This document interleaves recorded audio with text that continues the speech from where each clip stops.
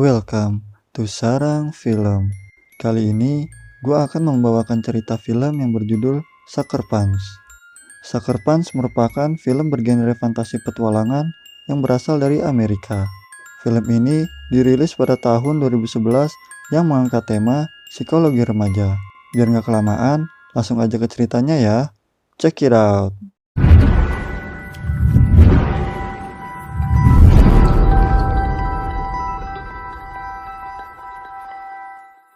Film ini diawali dengan sosok gadis yang sedang termurung di kamarnya karena ia telah kehilangan ibunya yang telah meninggal. Dia bernama Baby Doll. Dia tinggal bersama adiknya beserta ayah tirinya yang selalu bersikap buruk kepada mereka berdua. Kemudian ayah tirinya marah dan kesal karena melihat isi surat wasiat yang ditinggalkan oleh istrinya bahwa semua harta warisan diberikan kepada kedua anaknya. Setelah itu, ayah tirinya menghampiri Baby Doll ke kamarnya dan berniat memperkosa. Tapi Baby Doll melawan, lalu mengurung anak tirinya itu di kamar. Namun ayah tirinya itu mengubah targetnya ke adiknya Baby Doll. Lihat hal tersebut, Baby Doll kemudian mengambil senjata dan berusaha mencari jalan keluar melewati jendela untuk menyelamatkan adiknya itu.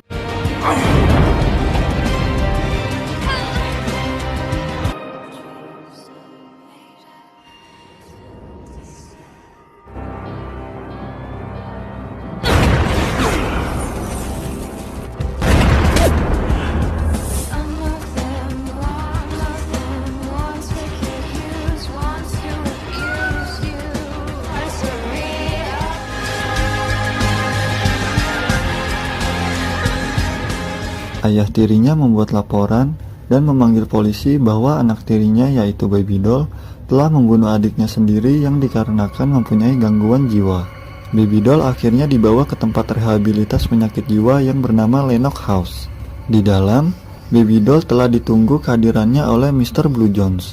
Beliau sudah bersekongkol oleh ayah tirinya agar bisa mendapatkan vonis gangguan kejiwaan pada diri Baby Doll dan menyuruh untuk menghapus ingatan dengan proses yang dinamakan lobotomi.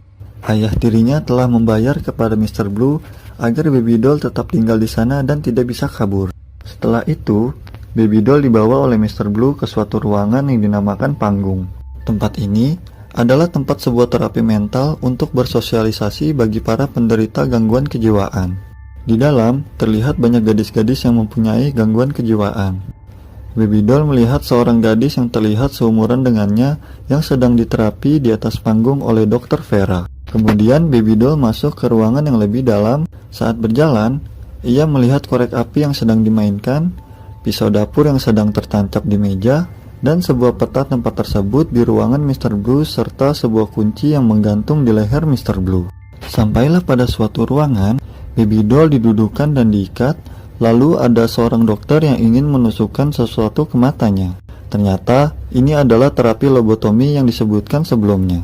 Dan saat benda tajam itu akan ditusuk ke matanya, Baby Doll masuk ke sebuah ilusi.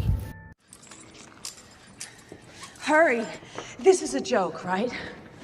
Gadis yang ia lihat di atas panggung itu bernama Sweet Pea.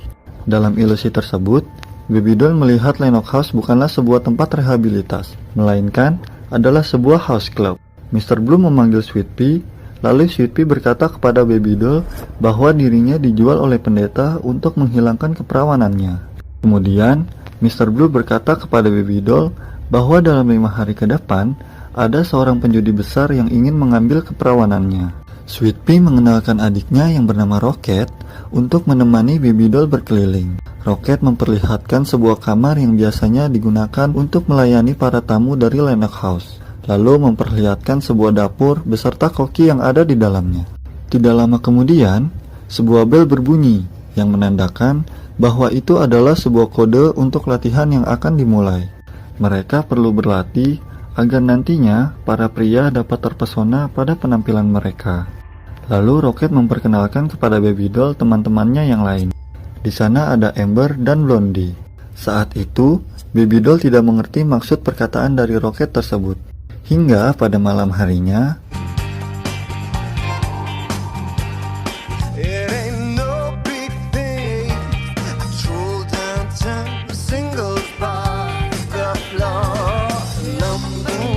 heart to heart.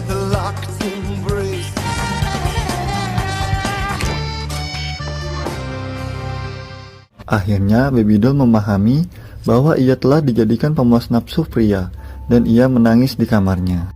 Keesokan harinya, Rocket ditugaskan untuk membersihkan area dapur dan mencuri sebuah coklat. Namun, ia ketahuan oleh Koki sampai diperlakukan buruk oleh sang Koki. Tapi, tiba-tiba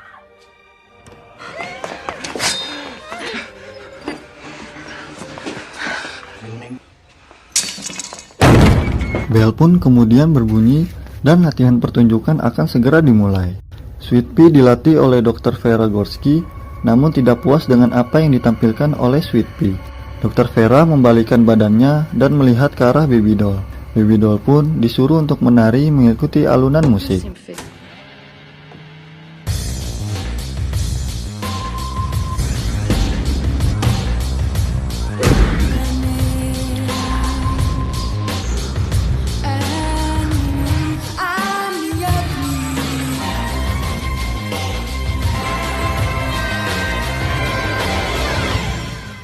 Kemudian, ia bertemu dengan suhu bernama Mr. Washman. Washman inilah yang memberikan petunjuk di dalam dunia fantasi tersebut. Baby Doll memberitahu bahwa ia ingin mencari kebebasan. Untuk mencapai kebebasannya, Baby Doll harus mengumpulkan 5 hal, yaitu peta, api, pisau, kunci, dan satu hal yang misteri penuh pengorbanan. Untuk mendapatkan itu semua tidaklah mudah, karena dia harus melewati rintangan yang cukup berat. Pada rintangan pertama, Baby Doll harus mengalahkan 3 raksasa samurai yang diibaratkan sebagai Mr. Blue dan 2 pengawalnya.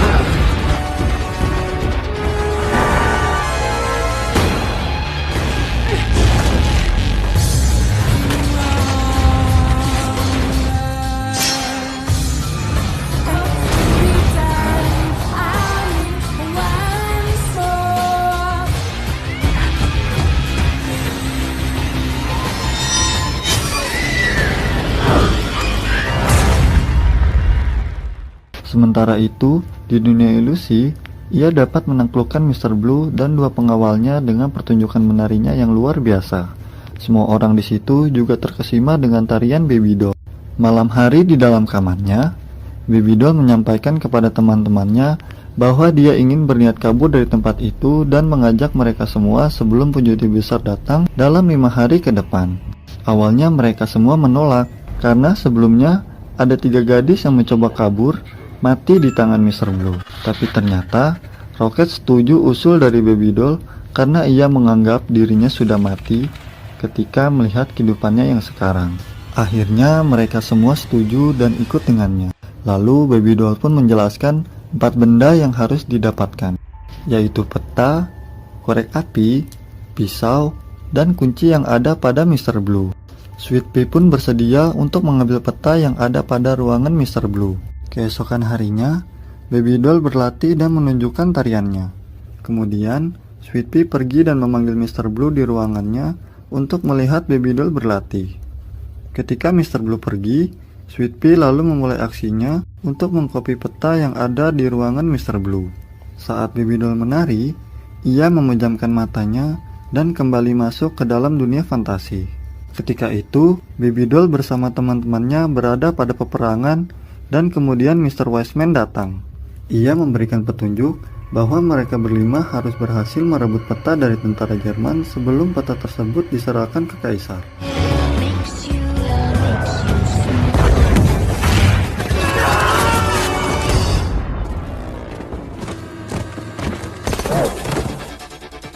The bunker's this way.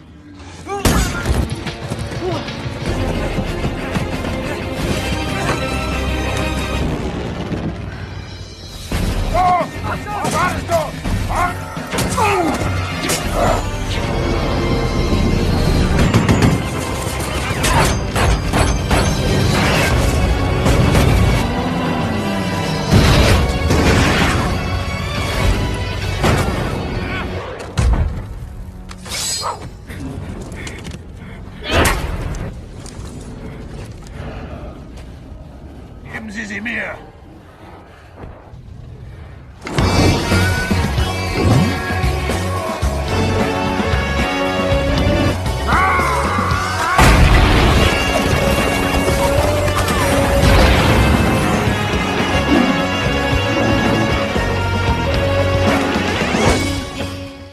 Saat Baby Doll selesai menunjukkan kemampuan menarinya, Mr. Blue memiliki ide untuk menghasilkan uang lebih banyak dengan mendatangkan wali kota untuk menyaksikan pertunjukan tarian yang indah dari Baby Doll. Setelah itu, Mr. Blue kembali ke ruangannya dan merasakan mesin fotokopi yang masih hangat. Lalu, curiga kepada Sweet Pea bahwa telah mengkopi peta yang ada di ruangan itu. Rencana selanjutnya, mereka menugaskan Amber untuk mengambil korek api milik Pak Wali Kota yang akan datang untuk menyaksikan pertunjukan Baby Doll malam nanti. Setelah berpikir, Amber pun menyetujuinya. Tibalah malam di mana Baby Doll mempertunjukkan tariannya di depan Pak Wali Kota. Saat Wali Kota telah datang, Amber pun langsung beraksi mendekati Pak Wali Kota dan berusaha untuk mengambil korek api yang ada di sakunya tersebut. Baby Doll kemudian mulai mempertunjukkan tariannya, lalu dia pun memejamkan matanya dan kembali masuk ke dalam dunia fantasi. Now, when you reach the neck, down inside its neck, you'll find the baby, or two crystals, magnificent fire you'll ever see. Oh yeah, don't wake the mother.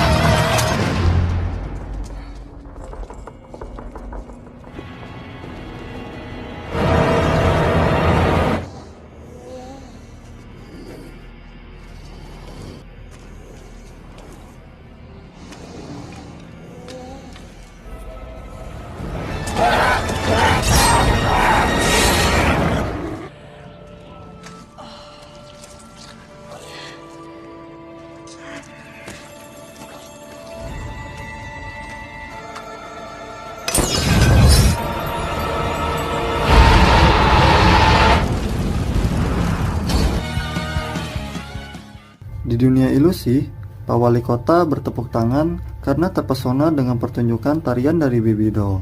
Namun, ternyata Pak Wali Kota menyadari bahwa korek apinya telah hilang. Baby Doll dan teman-temannya senang karena Amber berhasil mengambil korek api milik Pak Wali Kota. Tiba-tiba, datanglah Mr. Blue untuk memberikan peringatan kepada Amber dan Sweet Pea yang telah mengkopi peta dan korek api milik Pak Wali Kota. Kemudian Sweet Pea bilang kalau mereka harus menghentikan rencana tersebut. Namun Rocket bersikeras akan melanjutkan bersama Baby Doll karena sudah dekat dengan tujuannya. Keesokan harinya, Baby Doll dan Rocket ingin meneruskan rencananya untuk mengambil barang ketiga, yaitu pisau. Mereka ke dapur untuk mengambil pisau dari sang koki, namun Baby Doll berpikir dan merasa bahwa dia tak akan berhasil dan akan mengancam nyawa teman-temannya. Tiba-tiba, Amber dan Sweet Pea datang karena telah berubah pikiran untuk membantu kembali rencana mereka untuk kabur dari sana. Mereka langsung mengambil radio untuk menyalakan musik dan Baby Doll menari di depan sang koki. Baby Doll kembali memejamkan matanya dan masuk ke dalam dunia fantasinya lagi. Misi mereka kali ini adalah mematikan bom. Weapon talk, ladies. Good luck.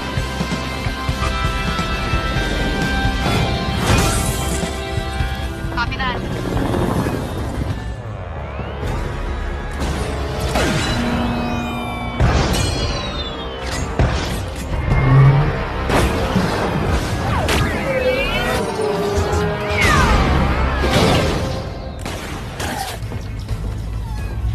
Activate in 4 minutes. Warning. Weapon will in 4 minutes, 5 seconds. Warning. Weapon will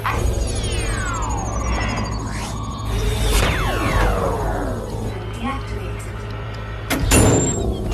Deactivation procedure.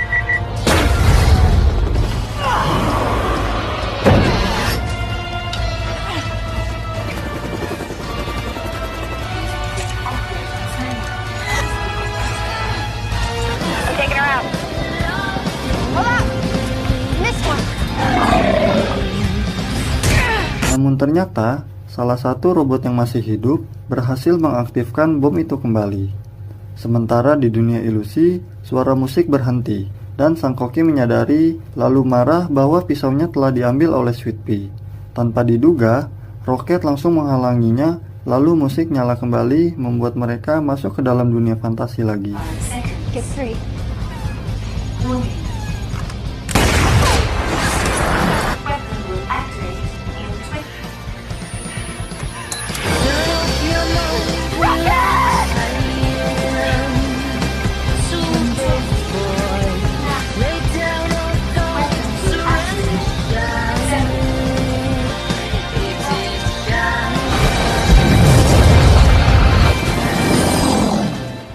Di dunia ilusi, ternyata Sang Koki telah menikam roket dengan pisau hingga tewas. Mr. Blue pun datang dan marah dengan Sang Koki. Lalu langsung menyuruh Amber dan Baby Doll untuk segera tampil pada malam itu karena penjudi besar telah datang. Sebelum pertunjukan dimulai, Mr. Blue mengumpulkan para anak buahnya beserta Baby Doll dan mengumumkan bahwa ada yang ingin mengkhianati dirinya. Dr. Vera berusaha untuk meredam kemarahannya. Namun apa daya, ia langsung dihajar oleh Mr. Blue. Not that, Vera. You have anything to say? Anything?